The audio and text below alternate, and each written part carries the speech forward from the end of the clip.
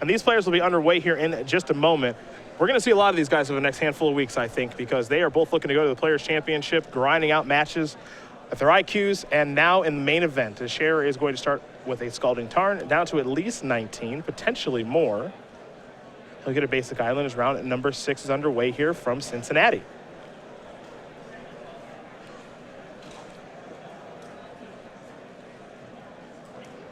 It's a Gitaxian probe here for Scherer. He'll go down to 17 now.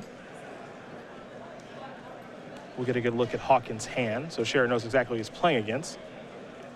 A Jace Vryn's Prodigy, a Lightning Bolt, Kolaghan's Command, Splinter Twin, a couple of lands here in Scalding Tarn and Polluted Delta. Feels like an imminently beatable hand here for Storm. You have to think so. No clock, no real disruption besides Lightning Bolt for Electromancer, no guarantee. Scherer even needs Electromancer as this deck can go off through Pyromancer's Ascension or just building up a critical mass of spells. Scherer with the Serum Visions. He'll draw. Now it's time to scry 2.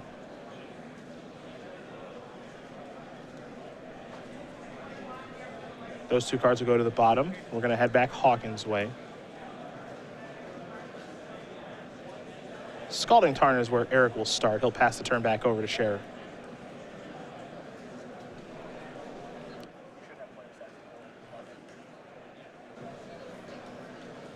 Scalding Tarn here for Scherer.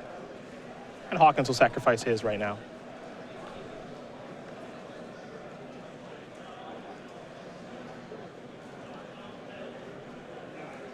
There is a Steam Vent.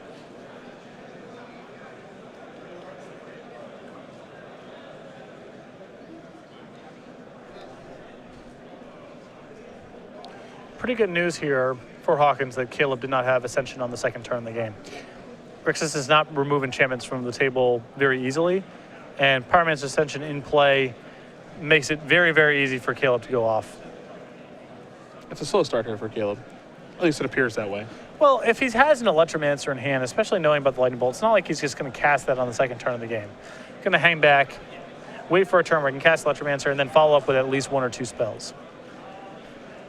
Polluted Delta here. See what land Hawkins wants to search up. He'll go with a Swamp. And then I think we might have a chase here in just a moment. Yep.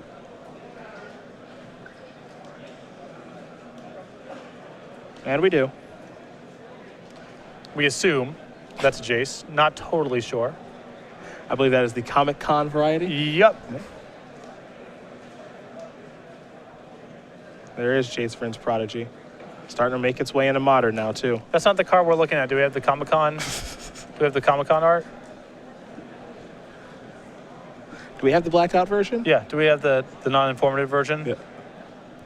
Well, we've been informed that we do not. Okay. That's one more job lost. Yeah. That's tough. Here is a Desperate Ravens. Scherer will draw 2, discard 1 at random.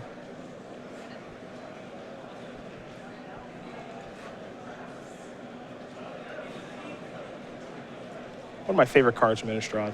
Yep. This feels like a very blue-red design, which I like. Shivan Reef is gone.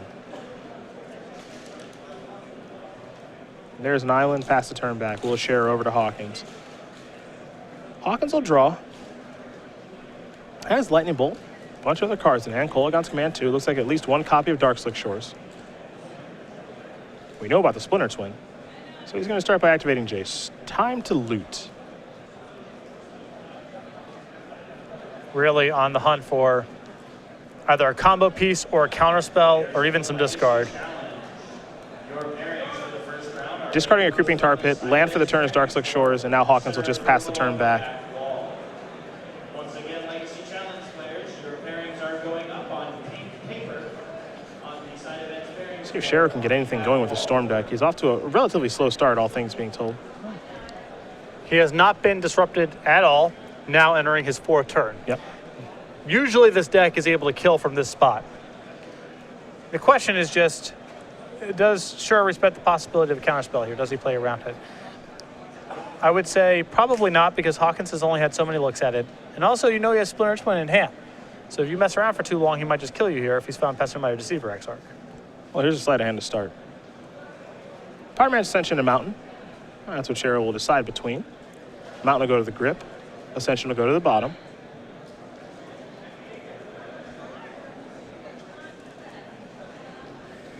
There is a basic Mountain.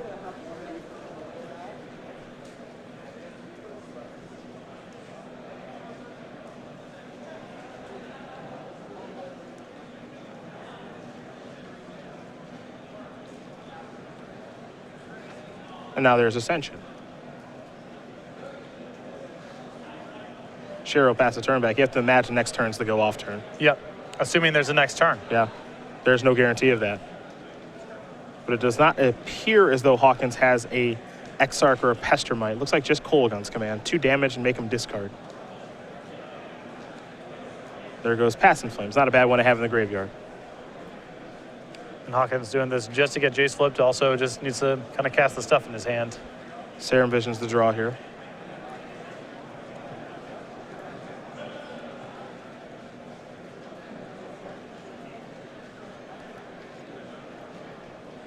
But if I'm in Hawkins' position here, I'm assuming I'm not getting another turn if I don't find a discard spell or a counter spell. And so I think he has to be very aggressive, using Serum Visions and flipping over Jace and using Serum Visions again and giving himself as many looks as possible at some sort of discard or counter spell. There goes Scalding Tarn.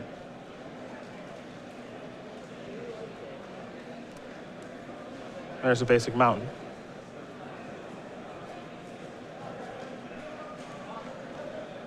Keep in mind, because the Storm deck is killing via Grape Shot, every point of damage matters.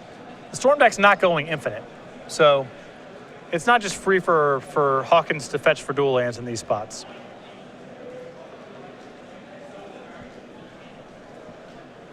There's the Serum Visions.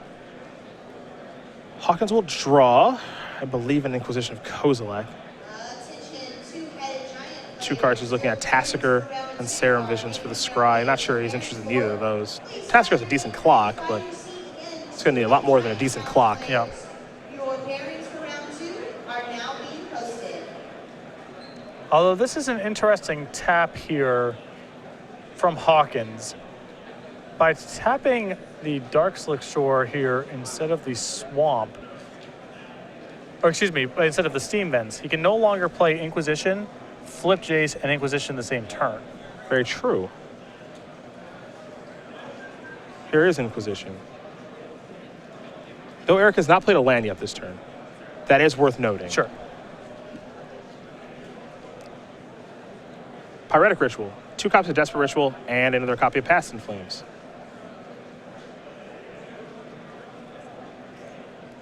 So as it stands, Scherer's hand not particularly good, and Hawkins can start to try to rip it apart a little bit here. Yes. Scherer does have a Ravings in the graveyard with which to rebuild. But this is not a very good hand.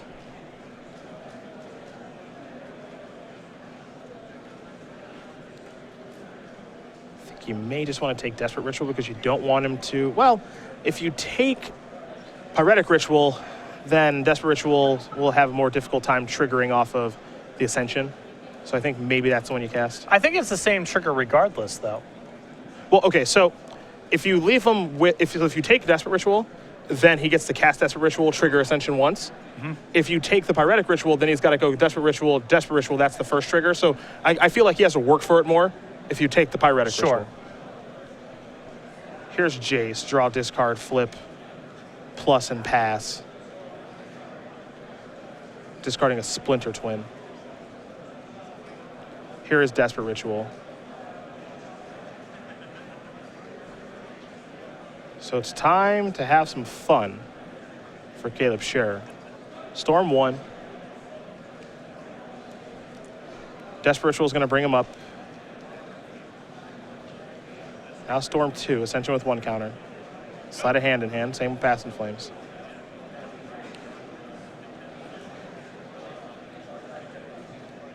That is Sleight of Hand. That will trigger. A lot of big draws now for sure. Yep. Metamorphose probably being the best. Grape Shot, Pyretic Ritual, those are both okay. With the Past in Flames and the Pyretic Ritual, I would not be surprised if Scherer could win from this spot. He's going to have a lot of mana to work with. Yeah, he will. So my Ready Ritual is going to be copied. Going to have to get some more dice out there because there's 8 mana, 4 spells in this deck. Now Past in Flames, which will be copied, of course. Not that that matters all that much. Down to 4 or 5 spells. 4 red floating. So now you can have a ball. A lot of rituals in the graveyard. Looks like he's going to start with Gataxian Probe. This is going to get copied. He has to pay 2 life to do it. You can see the hand here. Lightning Bolt, Splinter Twin, Tassiger, and Polluted Delta. Nothing. Yep. Don't go to 3. And don't tap your mana in such a way that you need Electromancer to go off. Yeah. Pro will draw 2 cards since it's being copied by Pyromancer's Ascension. Manamorphose was found in there. I think we might be in easy mode now. Yeah, Manamorphose is really nice here for sure, as it makes sure that blue mana isn't a bottleneck now. He can Manamorphose into double blue, or I guess quadruple blue. Since it copies through the Ascension. Now all your cantrips are trivial to cast, and Also, your plus mana on that, too. He gets the Serum Visions twice here because of Pyromancer's Ascension. yeah, this is, I think at this point it's just a matter of time. Yep. Manamorphose. You'll be plus mana on the exchange. 10 spells. So 4 blue, 2 red. And 2 cards will be drawn. Grapeshot, Gataxian Probe among them. So he's going to keep the graveyard organized versus what's exiled. 3 piles actually pretty important here. One is the exiled pile. One is the graveyard pile that I can flash back. And then one is my, quote, new graveyard, unquote, of cards I can't flash back. That's why the Manamorphose is in its own pile with Past in Flames. And it looks like he's found a Grapeshot to get it done with. So no more messing around here for Caleb. He is up a game over Eric Hawkins. Storm up a game over Grixis Twin. Hawkins put up no resistance there. Yeah, just a single discard spell, and that's not going to cut it. Scherer's draw was very much on the slow side, too. I believe that was a turn 5 kill. Undisrupted, the deck usually kills a lot faster than that, but Hawkins just did not put up enough resistance. Sideboards we go. We'll take a look at Eric Hawkins. His 2 dispels, Grim Lavamancer, Negate, Go for the Throat. Is it Staticaster? 2 Anger of the Gods. Kolaghan's Command, Olivia Valderin, Damnation, Muldrifter, Murderous Cut, Keranos God of Storms, and then a Glenelendra Archmage, which you'll find here, not a lot of hate. Well, the counter spells help a lot. The 2 copies of Dispel and the Negate, any 1-for-1 trade is going to be good here. I think Glenelendra Archmage is excellent for this matchup, but you are right, there is not dedicated hate cards, but the counter spells do a lot of work here. It's also possible that Hawkins will bring in the Is It Staticaster to protect himself against Empty the Warrens on the other side of the table. On the other side of things here from Caleb, we mentioned Empty of the Warrens. There are 3 of those to go along. 4 Lightning Bolts, 3 Shatterstorms, 3 Blood Moons, and 2 Echoing Truth. Love the 3 copies of Empty the Warrens for this matchup. I think it's pretty powerful in most matchups where people have discard spells because it's hard to combo out for enough to kill someone with Grapeshot. Far easier to do it through Empty the Warrens. I think the 2 copies of Echoing Truth are reasonable disruption against Hawkins trying to execute the combo kill. I'm not a fan of Blood Moon in this kind of matchup. I think typically the Grixis decks can assemble their mana pretty easily, and they have something to do with red mana also, but possible Caleb goes for the cheat here and just tries to punk him out with Blood Moon. Fair enough. We'll see how it breaks down. Blood Moon obviously very good against what he's playing against. So. Well, there's going to be some if it's on Hawkins' radar, he can fetch appropriately, and it's a 3 mana card that has nothing to do with the combo, so you've got to make sure you're colding someone with it if you're going to bring it in. Probably comes in here.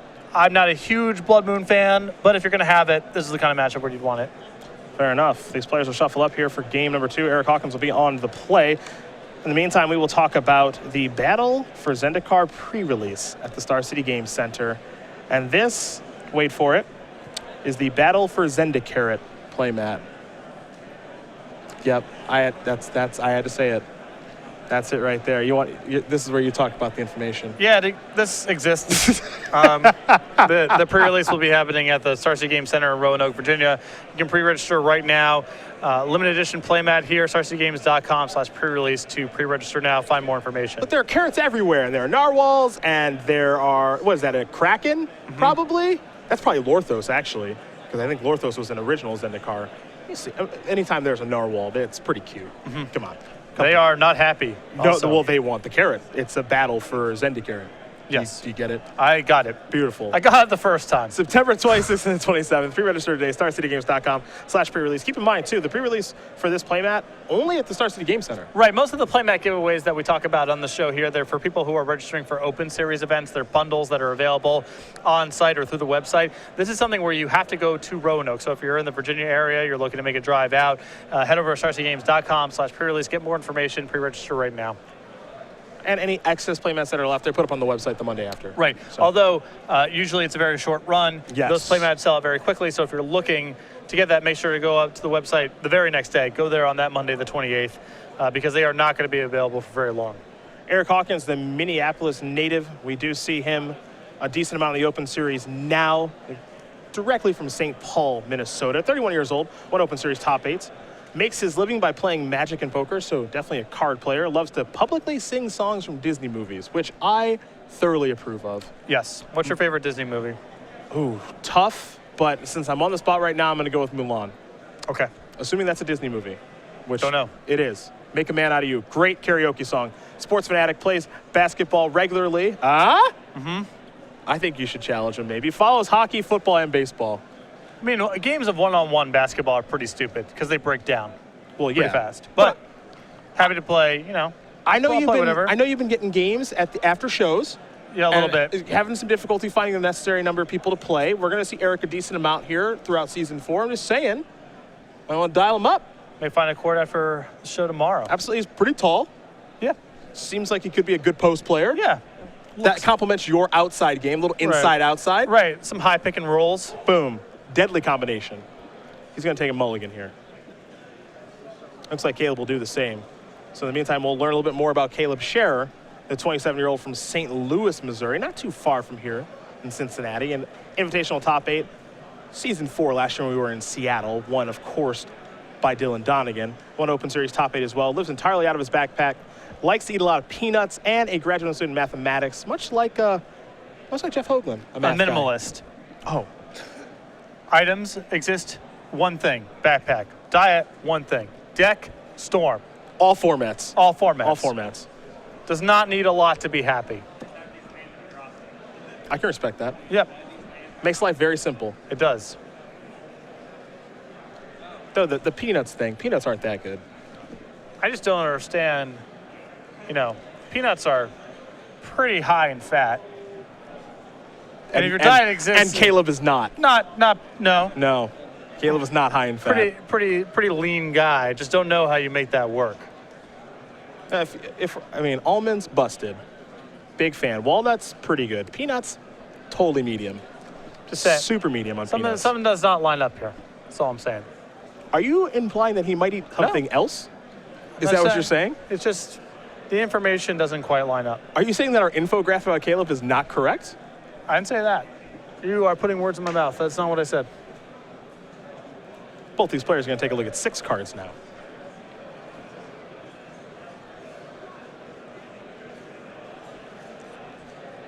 Doesn't look like Eric likes his hand. He's going to send that one back too. Scherer will keep. For Hawkins, really, this matchup, it's about discard. It's about assembling the combo. Yes. His ideal starts are going to start with one of his 1-mana discard spells and then be able to combo out on turn 4. Those draws are pretty hard for Caleb to beat. His deck is turn 3 in an optimistic world, likely to be turn 4, and a lot of his turn 4 hands are not going to work in the face of a single discard spell. And he does not have a lot to stop Hawkins' combo. Really just the 2 copies of Echoing Truth in the sideboard. Yeah.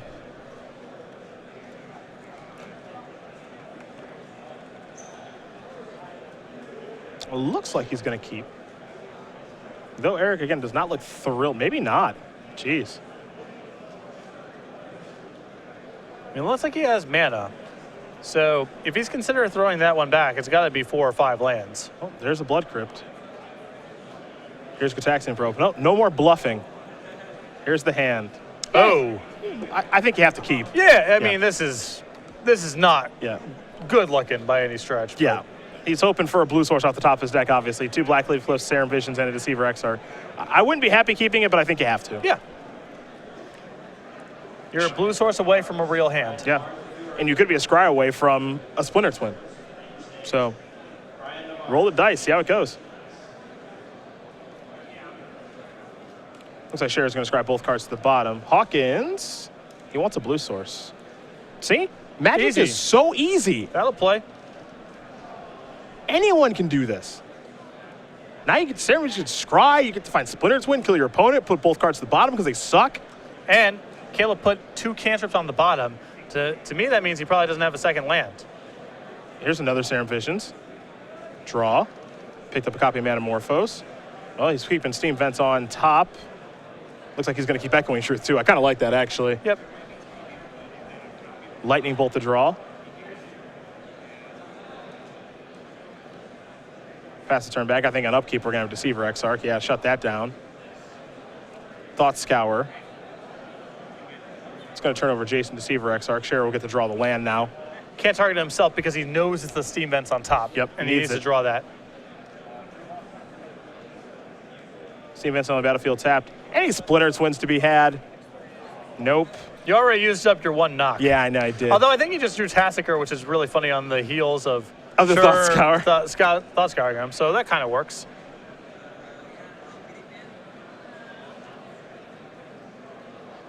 There's an island. Here comes Tassiker. Not Splinter Twin, but this is not a bad consolation prize. He's getting something going. He's got Scherer on a 3-turn clock.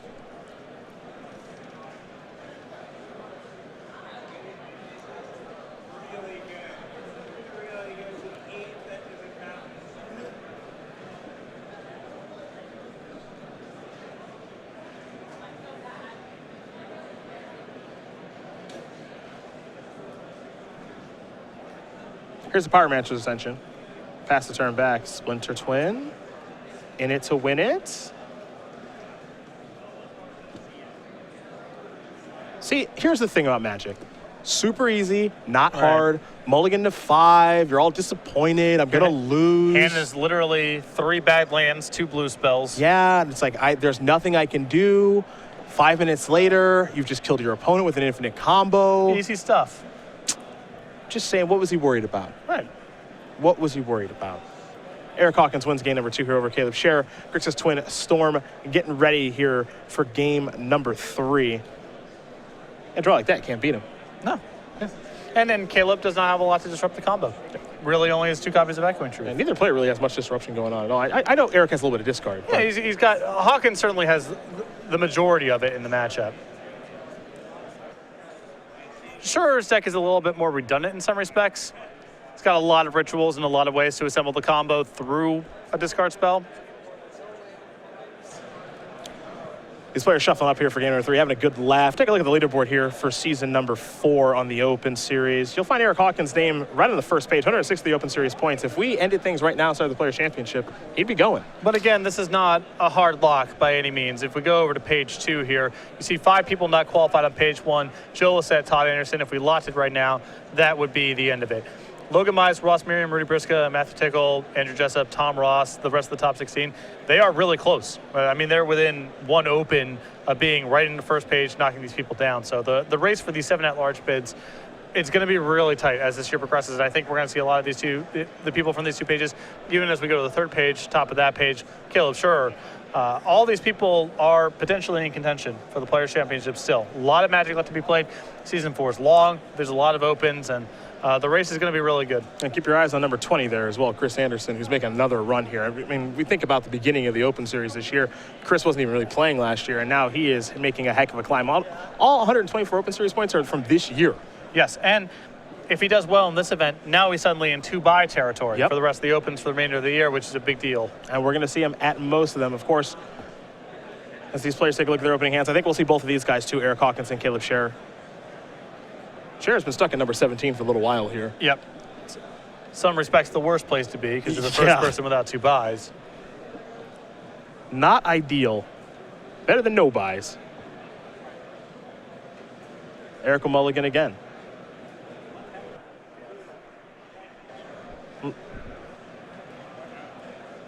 It looks like Scherer's going to keep his hand since he's on the play. So we'll take a look, of course, at how things can fluctuate here It's pretty simple. You get a W, 25 Open Series points, you are really putting yourself in position to go to Roanoke at the end of the year. And that's enough to put you from I'm on third page of the standings without a bye into I'm now in the top 7 of unqualified players. So, if you looked at that leaderboard, you saw just how tight the race is right now. The people who are in first or second place for the at-large bids, even those players are by no means locked.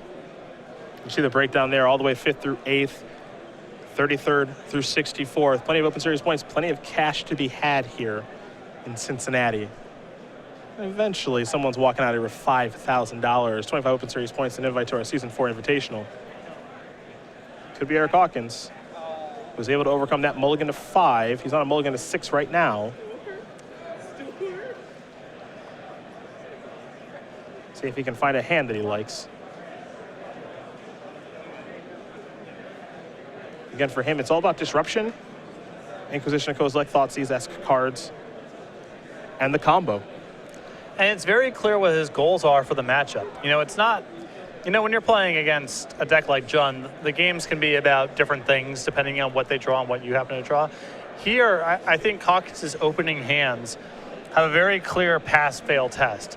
Can I interact early, / do I have a turn 4 kill? And hands that are lacking both of those just need to go back. Yeah. Now, with Hawkins on 5 cards, the equation changes some. I think the hand that he kept in game number 2 on 5 cards was acceptable because you're already on 5 cards. The hand had a high ceiling if you drew well, which you did. But these 7-card hands, these 6-card hands, you can't keep mediocre hands for the matchup because it's very clear what Scherer is going to do. He's going to be able to execute it very consistently. And your hands that don't disrupt or don't kill fast, they just have no place in this matchup. Yeah, I wouldn't be surprised if, on average, he takes a mulligan in the sideboarded games because, as you mentioned, he's just looking for very specific stuff. We're not keeping hands with, a Lightning Bolt and, a Serum Visions and stuff. He's looking for the combo. He's looking for Inquisition. Maybe he's looking for Jace because that can fix some stuff. But he's got a mulligan, I think, a pretty decent amount. Yeah. You see, he's got a Splinter Twin in hand now. He's got a Remand, so he's got ways to interact. This looks like a great 5-card hand. Scherer going to sacrifice the Scalding Tarn.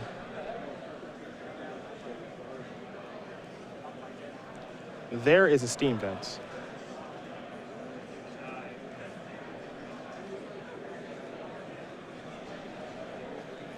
And now Serum Visions. So Scherer down to 17. He'll draw a card. Now Scry 2, of course. Sleight of hand, Lightning Bolt. Those are the options.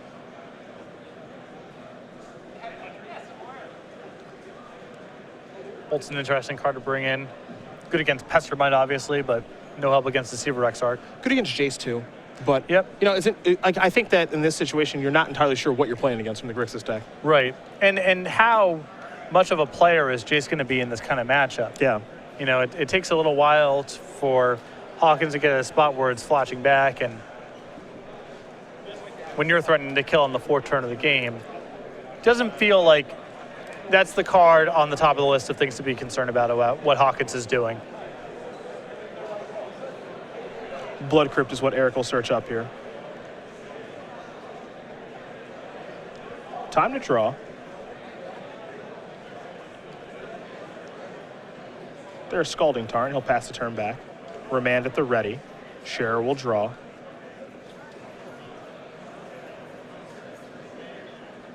Power Master's Ascension. I have a feeling that's getting countered. This feels like a very easy spot for Remand. Yeah. That can't happen. That's a whole turn. And if Hawkins has the combo ready to go, we could see a sequence as easy as Caleb redeploys this next turn and gets killed. Yep. Even with Hawkins on 5 cards. Watery Grave, the weapon of choice here for Eric.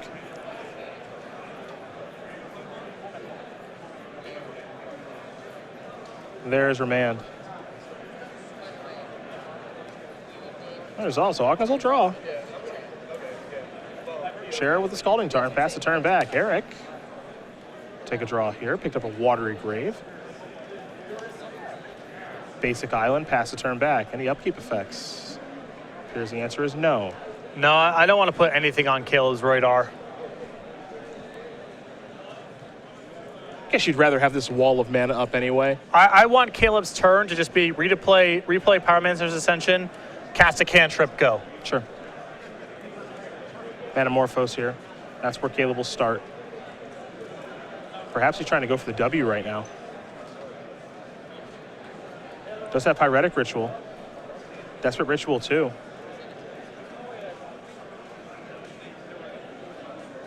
He might be moving and grooving. It's a lot to work with.